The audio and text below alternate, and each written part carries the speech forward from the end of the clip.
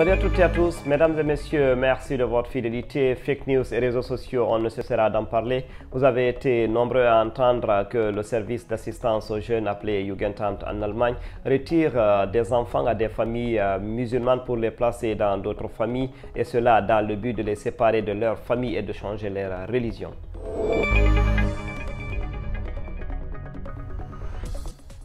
S'il est vrai que le service d'assistance aux jeunes retire des enfants à sa famille pour cause de maltraitance ou d'abandon, il n'est cependant pas vrai que cela se passe pour des raisons de religion.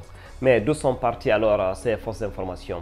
Disons que ces fausses informations sont parties de la Suède où, à la fin de l'année 2021, des vidéos des parents originaires du Moyen-Orient et de l'Afrique installés dans ce pays ont fait le tollé sur les réseaux sociaux. Et ces vidéos montraient des témoignages de parents ayant perdu la garde de leurs enfants pour des raisons qui ont été carrément sorties de leur contexte. Alors, les commentaires étaient du genre que la Suède était un État fasciste, enlevant les enfants musulmans pour les confier à des familles chrétiennes dans lesquelles ils seraient obligés de boire de l'alcool et de manger du porc.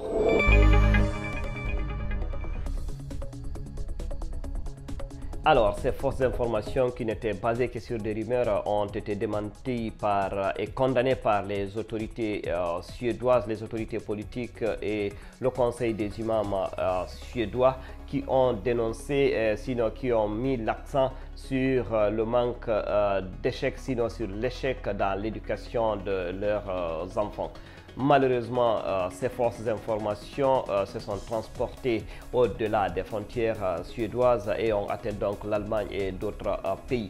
Pourtant, lorsqu'un enfant est retiré de sa famille en Allemagne par le Jugendamt, généralement, il est d'abord amené dans une famille d'accueil ou dans une famille ou dans un centre d'entretien.